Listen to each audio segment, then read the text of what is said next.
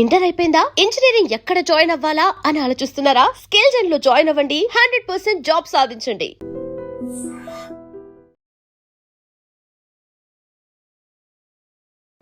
Welcome to iDream media. So మనం ఈ మధ్యకాలంలో చాలా ఇన్స్టా రీల్స్లో చూస్తూ ఉన్నాం ఏంటంటే, సో మీకు క్రామ్స్ వస్తే ఈ డెఫిషియన్సీ ఉన్నట్లు, హెడేక్ వస్తుందంటే ఈ మినరల్ డెఫిషియన్సీ ఉన్నట్లు, లేదా నోటిపూత వచ్చిందంటే ఈ విటమిన్ డెఫిషియన్సీ ఉన్నట్లు ఇలా చెప్తూ ఉన్నారు కదా. అసలు మనం ఎలా తెలుసుకోవాలి? అంటే మన బాడీలో ఎలాంటి చేంజెస్ వస్తే ఏ డెఫిషియన్సీ ఉందని తెలుసుకోవచ్చు. వివరాలు తెలుసుకుందాం. ఈరోజు మనతో పాటు ఉన్నారు ప్రముఖ డైటీషియన్ పావని గారు. పావని గారు నమస్తే అండి. నమస్తే అండి. పావని గారు, జనరల్గానే ఇప్పుడు ఏదైనా విటమిన్స్ డెఫిషియన్సీ ఉంటే ఒకలాంటి లక్షణాలు, మినరల్ డెఫిషియన్సీ ఉంటే ఒకలాంటి లక్షణాలు ఇలా కనిపిస్తూ ఉంటాయంటారు కదా. సో జనరలైజ్ చేసి చెప్తే ఏ డెఫిషియన్సీ ఉంటే ఎలాంటి లక్షణాలు కనిపిస్తాయి, దాన్ని బట్టి మనం ట్రీట్మెంట్ కోసం వెళ్ళొచ్చా? సో దీని గురించి ఫస్ట్ థింగ్ ఎక్కువ మజిల్ క్రామ్స్ అంటారు కదా. సో పొటాషియం డెఫిషియన్సీ గురించి చెప్తాను. సో పొటాషియం మనకి ఏంటంటే, పొటాషియం డెఫిషియన్సీ ఉండడం వల్ల డే అంతా లెథార్జిక్, వాళ్ళు నడవలేకపోతారు కూడా. సివియర్ మజిల్ క్రామ్స్ ఉంటాయి. సో అట్లీస్ట్ వాళ్ళు పొటాషియం రిచ్ ఫుడ్స్, అంటే మనకు పొటాషియం ఎందులో దొరుకుతుంది? Banana, potatoes, green leaf vegetables, వీటిలో పొటాషియం దొరుకుతుంది. వెజిటేబుల్స్ చాలా తక్కువ తీసుకునే వాళ్ళు ఉంటారు. ఈవెన్ యంగ్ ఏజ్లో కూడా వెజిటేబుల్స్ సరిగ్గా తినరు, కార్బ్స్ ఎక్కువ తీసుకుంటూ ఉంటారు. సపోజ్ కాలేజ్కి వెళ్ళేటప్పుడు కానీ పిల్లలకి వెజిటేబుల్స్ అనేది సరిగ్గా ఇష్టం ఉండదు. అలాంటి వాళ్ళకి సివియర్ మజిల్ క్రాంప్స్. ఈ పొటాషియం డెఫిషియన్సీ అనేది వీళ్ళకే వస్తుందని చెప్పలేమండి. చిన్నపిల్లల నుంచి ఎవరికైనా పొటాషియం డెఫిషియన్సీ రావచ్చు. బట్ ఎక్కువ మనం ఏంటంటే ఈ 25 to 45, 50 లోపు ఎక్కువ చూస్తూ ఉంటాం పొటాషియం డెఫిషియన్సీ. సో ఇక్కడ ఏంటి అంటే, ఇక్కడ సిమ్టమ్స్ చూసుకుంటే కనుక హార్ట్ పాల్పిటేషన్స్ కూడా ఉంటాయండి వాళ్ళకి. అంటే గుండె కొట్టుకోవడం కూడా మనకు వినిపిస్తూ ఉంటుందన్నమాట. సో ఎందుకంటే సివియర్ మజిల్ క్రాంప్స్ వల్ల వాళ్ళకి కాన్స్టిపేషన్ ప్రాబ్లం కూడా ఫేస్ చేస్తూ ఉంటారు. బాల్ మూమెంట్ సరిగ్గా ఉండవు, మజిల్ వీక్ అయిపోతుంది కాబట్టి. సో మెయిన్గా muscle cramps, bowel movements, constipation ఉన్నా కూడా చాలామంది క్రాస్ చెక్ చేసుకోవాల్సింది పొటాషియం డెఫిషియన్సీ ఉందా లేదని ఒకసారి క్రాస్ చెక్ చేసుకోవాలి. మరి ఇలాంటి డెఫిషియన్సీ ఉందంటే ఫుడ్స్తో ఎలాంటి ఫుడ్స్ తీసుకుంటే కరెక్ట్ అవుతుంది? సో ఫుడ్లో వచ్చేసి ఫస్ట్ థింగ్ అండి, మార్నింగ్ లేవగానే ఎంటీ స్టమక్లో గ్రీన్ లీఫీ జ్యూస్ కానీ, ఇప్పుడు మనం అంటాము లైక్ ఏదైనా ఒక గ్రీన్ లీఫీ జ్యూస్ ఇవ్వడం చాలా చాలా మంచిది.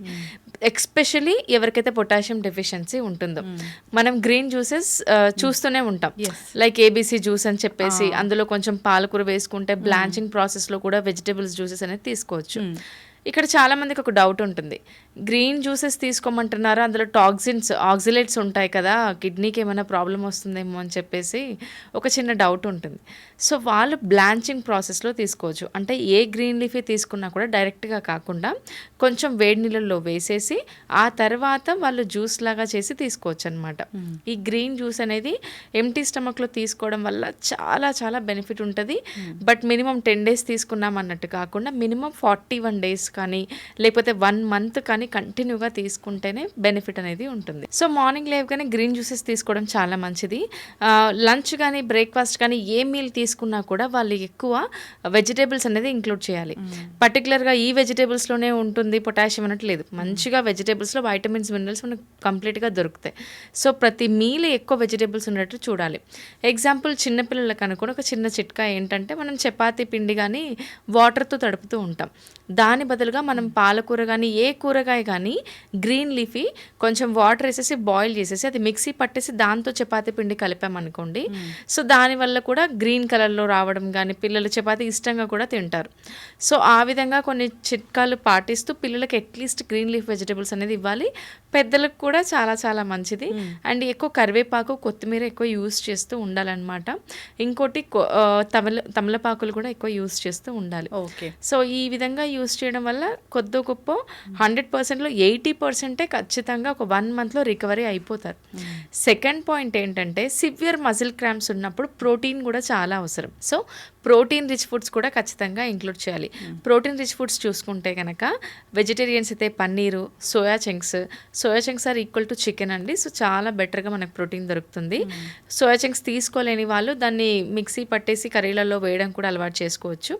అది కాకుండా తోఫు కూడా దొరుకుతుంది, సాయ్ బేస్డ్ తోఫు కూడా దొరుకుతుంది, అలా తీసుకోవచ్చు. పప్పు ధాన్యాలన్నీ తీసుకోవచ్చు అండి. ఓల్ పల్సెస్ ఎక్కువ యూస్ చేస్తూ ఉండాలి.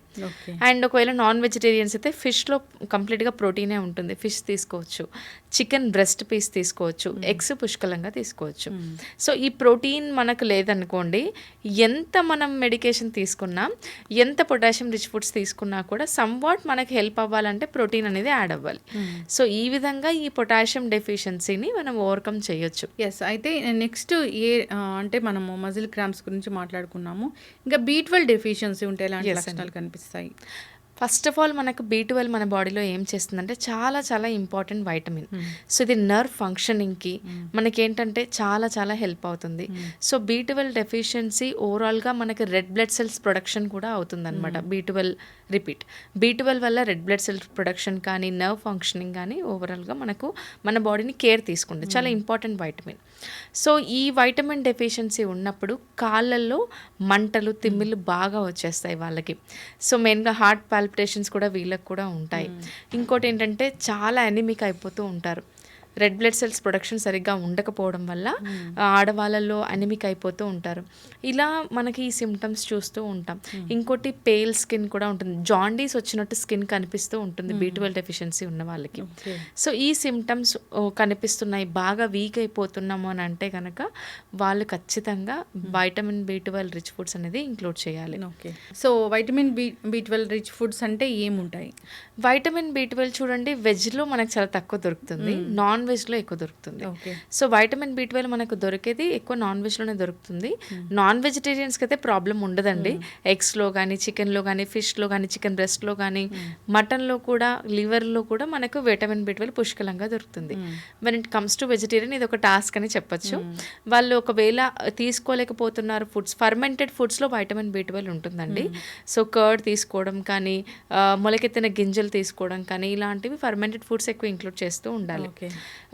లేదు మాకు అవ్వట్లేదు ఆ ఫుడ్స్ తీసుకోవడం వల్ల, కొంచెం లాక్టోజ్ ఇంటాలరెన్స్ ఉంది అని అంటే వాళ్ళు మాత్రం ఖచ్చితంగా దే కెన్ చూస్ మెడికేషన్ అండి. వైటమిన్ B12 మనకు సప్లిమెంట్ తీసుకుంటే సరిపోతుంది. దట్టు ఎక్కువ తీసుకోకుండా తక్కువ లిమిట్ అమౌంట్లో వాళ్ళకి డెఫిషియన్సీ కవర్ అయ్యేంత వరకు మెడికేషన్ తీసుకొని ఆ తర్వాత ఫుడ్ హ్యాబిట్స్ చేంజ్ చేస్తూ protein rich foods, fermented foods include చేస్తూ ఉంటే ఖచ్చితంగా ఓవర్కమ్ అవ్వచ్చు. ఇంకోటి ఏంటంటే కాళ్ళల్లో వాటర్ కూడా నిండిపోతూ ఉంటుంది వైటమిన్ B12. లైక్ ఇలా పట్టుకుంటే లైక్ స్కిన్ లోపలికి వెళ్ళిపోవడం ఇలా జరుగుతూ ఉంటుంది అన్నమాట. ఫేస్ కూడా పఫీ స్కిన్ కూడా ఉంటుంది. జాండీస్ స్కిన్ టైప్ కలర్ కూడా ఫేస్ వచ్చేస్తుంది. మెయిన్గా టిగ్లింగ్ సెన్సేషన్, నమ్నెస్ ఎక్కువ కాళ్ళల్లో ఎక్కువ చూపిస్తూ ఉంటుంది అనమాట. So vitamin B12 is a main vitamin. ఆడవాళ్ళల్లో చాలా చాలా ఇంపార్టెంట్. ఎనిమిక్ ఉంటే కనుక ఇమ్మీడియట్గా మనము లైక్ ఐరన్ సప్లిమెంట్స్ తీసుకుంటూ మెయింటైన్ చేయాలి. ఐరన్ రిచ్ ఫుడ్స్ కూడా తీసుకుంటూ మెయింటైన్ చేస్తేనే చాలా మంచిది. ఎస్, ఖచ్చితంగా అండి, చాలా చక్కగా చెప్పారు. ఇంకా మేజర్గా ఎలాంటి డెఫిషియన్సీస్ మనం చూస్తూ ఉంటాము, మనం గుర్తుపట్టడానికి ఇంకేమున్నాయి? Vitamin D is an important vitamin అండి. ఓవరాల్ ఒక వైటమిన్ మన బాడీ ఫంక్షనింగ్ చేస్తుంది అంటే అది వైటమిన్ D. వైటమిన్ D చాలా మంది అనుకుంటారు ఏంటంటే సన్లైట్ ఎక్స్పోజర్ వల్ల మనకు వైటమిన్ D దొరుకుతుందని చెప్పేసి. 1 day 2 days సన్లైట్ ఎక్స్పోజర్ చేస్తే కాదు, కంటిన్యూగా మనం రెగ్యులర్గా అది ఒక అలవాటుగా మనం చూసుకోవాలి. వైటమిన్ D ఏం చేస్తుందంటే కాల్షియం అబ్జర్ప్షన్లో చాలా చాలా మెయిన్ రోల్ ప్లే చేస్తుంది. ఎవరికైతే నీ పెయిన్స్ ఉంటాయో, బోన్ పెయిన్స్ ఉంటాయో వాళ్ళకి ఖచ్చితంగా వైటమిన్ D డెఫిసిట్ ఉందా లేదా అనేది చెక్ చేసుకోవాలి. ఈ వైటమిన్ D ఓన్లీ బోన్స్ దగ్గరే కాదండి, ఓవరాల్ బాడీ ఫంక్షనింగ్కి మనకి హెల్ప్ అవుతుంది అనమాట. సో ఈ వైటమిన్ D డెఫిషియన్సీ ఉన్న వాళ్ళు ఎక్కువ milk and milk products include చేయడం వల్ల కానీ, ఫిష్ ఇంక్లూడ్ చేయడం వల్ల కానీ, లేకపోతే సన్లైట్కి ఎక్స్పోజర్ అవ్వడం వల్ల, ఇలాంటి వైటమిన్ D రిచ్ ఫుడ్స్ని ఇంక్లూడ్ చేయడం వల్ల చాలా చాలా హెల్ప్ అవుతుంది. మెయిన్గా ఏంటంటే కాల్షియం అబ్జార్ప్షన్ ప్రాపర్గా అవ్వాలి అంటే అక్కడ వైటమిన్ D ఉండాలి. సో వైటమిన్ D మనం ఖచ్చితంగా ఇంక్లూడ్ చేస్తూ ఉండాలి. ఎవరైనా సరే అబౌవ్ 20 ఏజ్ ఉన్న వాళ్ళు, ఈవెన్ చిన్నపిల్లల్లో కూడా వైటమిన్ D డెఫిషియన్సీ చూస్తామండి. అబౌవ్ 20 ఏజ్ ఉన్న వాళ్ళే ఖచ్చితంగా once in a year vitamin D, vitamin B12, electrolytes అంటే పొటాషియం, సోడియం ఈ టెస్ట్ అనేది ఖచ్చితంగా చేయించుకుంటూ ఉండాలి హెల్త్ చెకప్లో. సో ఇది చేయించుకుంటే ఏంటంటే వాళ్ళ బాడీ ఫంక్షనింగ్, చాలామంది అనుకుంటారు నా బాడీ ఫంక్షనింగ్ ప్రాపర్గా అవ్వట్లేదు అంటే నేను సరిగా ఫుడ్ తీసుకోలేదా, నాకు డయాబెటీస్ ఉందా, లేకపోతే నాకు థైరాయిడ్ వచ్చిందా, వెయిట్ గెయిన్ అయిపోతూ ఉంటాను అని అనుకుంటూ ఉంటారు. కానీ ఈ డెఫిషియన్సీస్ వల్ల కూడా మనకు చాలా చాలా కాంప్లికేషన్స్ వస్తాయి.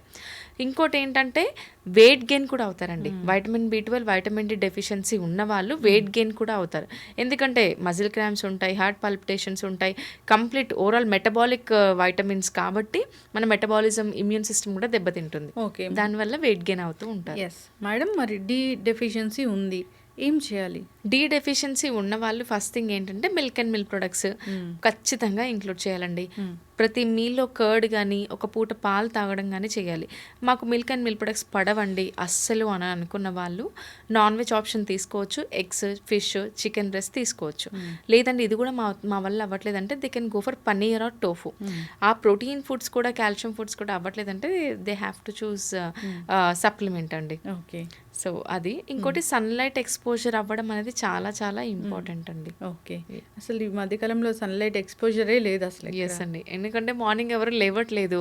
నైట్ లైఫ్ స్టైల్ అంతా అందరిది చేంజ్ అయిపోయింది. నైట్ 11కి 12కి పడుకోవడము, మార్నింగ్ లేట్గా లేవడము ఇది అవుతుందన్నమాట. సో మీరు వినే ఉంటారు ఇంటర్మీడియట్ ఫాస్టింగ్ అని చెప్పేసి. అసలు అది ప్రాసెస్ అనేది మనకు ఓల్డ్ మనం ఫాలో అయిందేనండి చిన్నప్పుడు. నథింగ్ బట్ మనం ఎప్పుడు 7-8 వరకు తినేసేవాళ్ళం చిన్నగా ఉన్నప్పుడు. 9 వరకు పడుకునే వాళ్ళం, మార్నింగ్ 6 కల్లా లేచేవాళ్ళం. దీన్నే ఇప్పుడు ఇంటర్మీడియట్ ఫాస్టింగ్ అంటున్నాం. బట్ ఎనీథింగ్ ఈస్ లైక్ మనము ప్రాపర్గా 8 hours ఆఫ్ స్లీప్ మెయింటైన్ చేస్తూ, వాటర్ ఇంటేక్ సరిగ్గా తీసుకుంటూ, మెయిన్గా ఫ్రూట్స్ అండ్ వెజిటేబుల్స్ ప్రాపర్గా ఇంక్లూడ్ చేస్తూ కార్బ్స్ని కంట్రోల్ చేసామనుకోండి, ఖచ్చితంగా హెల్దీ డైట్ అనేది మెయింటైన్ చేస్తూ హెల్దీ లైఫ్ స్టైల్ మెయింటైన్ చేయొచ్చు. ఈ డెఫిషియన్సీస్ అన్ని ఓవర్కమ్ అవుతాయి. సో ఈ డెఫిషియన్సీతో పాటు జనరల్గా ఇంకా ఎలాంటి డెఫిషియన్సీ అనేది మనం చూస్తాము, దాన్ని ఎలా గుర్తుపట్టాలి? ఓకే, డెఫిషియన్సీస్లో వచ్చేసి next vitamin B complex vitamins వల్ల డెఫిషియన్సీస్ ఉండడం వల్ల చాలా బాడీ వీక్ అయిపోతూ ఉంటుందండి. ఇక్కడ మనకు 2 types ఆఫ్ వైటమిన్స్ ఉంటాయి. ఫ్యాట్ సాల్యుబుల్ ఉంటుంది, వాటర్ సాల్యుబుల్ ఉంటుంది. ఫ్యాట్ సాల్యుబుల్ వైటమిన్స్లో ఇప్పుడు మనం మాట్లాడుకున్నట్టు ADEK, వైటమిన్ డి చాలా మెయిన్ రోల్ ప్లే చేస్తుంది. వైటమిన్ ఏ చాలా మెయిన్ రోల్ ప్లే చేస్తుంది. ENK పొటాషియం కూడా మనకు చాలా మెయిన్ రోల్ ప్లే చేస్తుంది. Fat soluble vitamins. When it comes to water soluble vitamins అండి, ఒక పాయింట్ ఏంటంటే ఫ్యాట్ సాల్యుబుల్ వైటమిన్స్ మన బాడీలో స్టోరేజ్ అవుతాయి, స్టోర్ ఉంటాయి. వాటర్ సాల్యుబుల్ వైటమిన్స్ అంతగా స్టోరేజ్ ఉండదు. మనం ఫుడ్ తీసుకున్న మన బాడీ యూటిలైజేషన్ని బట్టి అది యూటిలైజ్ అవుతూనే ఉంటుంది. Vitamin B complex and B vitamins and C vitamins, BC వచ్చేసి వాటర్ సాల్యుబుల్ వైటమిన్స్. మనందరికీ తెలుసు ఐరన్ అబ్జార్ప్షన్ అవ్వాలన్నా, మన బాడీ డీటాక్సిఫికేషన్ అవ్వాలన్నా super antioxidants vitamin C. Water soluble వైటమిన్స్లో B and C ఉంటుంది. B1, B2, B3, B6, B12 ఇవన్నీ water soluble vitamins. మెయిన్గా వైటమిన్ సి అండి, యాంటీ ఆక్సిడెంట్ ప్రాపర్టీస్ ఎక్కువ ఉంటాయి. వైటమిన్ సి రిచ్ ఫుడ్స్ మనం తీసుకోవడం వల్ల చాలా చాలా మంచిది. సో ఇది మన బాడీలో టాక్సిన్స్ రిమూవ్ చేస్తుంది. సో వైటమిన్ బి అనేది మనకు వెజిటేబుల్స్, ఫ్రూట్స్లో దొరుకుతుంది. ఇక్కడ డెఫిషియన్సీస్ ఉండడం వల్ల ఏమవుతుందంటే, వైటమిన్ సి డెఫిషియన్సీ ఉందనుకోండి, మన బాడీలో టాక్సిసిటీ ఎక్కువైపోతూ ఉంటుంది. సెకండ్ థింగ్ ఏంటంటే, మనకు ఐరన్ అబ్జార్ప్షన్ అవ్వాలి అంటే మెయిన్గా వైటమిన్ సి ఉండాలి. వైటమిన్ సి ఉంటేనే మనకు ఐరన్ అబ్జార్ప్షన్ ప్రాపర్గా అవుతుంది. సో బి కాంప్లెక్స్ వైటమిన్స్ కానీ వైటమిన్ సి కానీ లేకపోవడం వల్ల నోరు పగిలడం కానీ, బాడీ లెథార్జిక్గా అనిపించడం, బాడీ వీక్గా అనిపించడము, స్కిన్ ఇష్యూస్ వస్తూ ఉంటాయి, హెయిర్ లాస్ అవుతూ ఉంటుంది. ఇలా మనకు కెరాటిన్ లోపం వల్ల, ఇలాంటి వైటమిన్స్ వల్ల మనకు ఈ సిమ్టమ్స్ చూస్తూ ఉంటాం. సో ఈ సిమ్టమ్స్ని ఓవర్కమ్ చేయాలి అంటే మెయిన్గా లెమన్స్ యూస్ చేయడం కానీ, citric acid rich foods include చేయడం కానీ, లైక్ ఎట్లా అంటే పులుపు ఎక్కువ ఉన్న ఫుడ్స్, తామరిండి ఇంక్లూడ్ చేయడము, సంత్రాలు తినడం కానీ, కివీ ఇంక్లూడ్ చేయడం కానీ, ఇలాంటివి ఇంక్లూడ్ చేయడం వల్ల మనం ఆల్మోస్ట్ ఓవర్కమ్ అవుతాము. ఇంకా వైటమిన్ బి అవ్వట్లేదు, మాకు ఎంత తీసుకున్నా కూడా మాతో అవ్వట్లేదు, నోరు పగులుగానే ఉంటుంది, మాకు పేల్ స్కిన్ ఉంటుంది, స్కిన్ చాలా పగిలిపోతుంది, ఇలాంటి అన్న వాళ్ళు సప్లిమెంటేషన్ ఆప్షన్ తీసుకోవచ్చు. ఓకే, చాలా చక్కగా చెప్పారండి. అంటే ఈ మధ్య మనం చాలా ఇన్స్టా రీల్స్లో కానీ జనరల్గా కూడా చూస్తూ ఉన్నాం, చాలా షార్ట్ వీడియోస్ వైరల్ అవుతూ ఉన్నాయి. అంటే మీకు ఇలాంటి లక్షణాలు కనిపిస్తే ఈ డెఫిషియన్సీ ఉన్నట్లు వీటిని తీసుకోండి అన్నట్లు చాలా చక్కగా చెప్పారండి, చాలా విపులంగా చెప్పారు. ఇబ్బంది పడుతున్న వాళ్ళు ఇలాంటి ఇష్యూస్తోని ఒకసారి కాంటాక్ట్ చేయాలని కోరుకున్నాం. చక్కటి ఇన్ఫర్మేషన్, ధన్యవాదాలు. Thank you.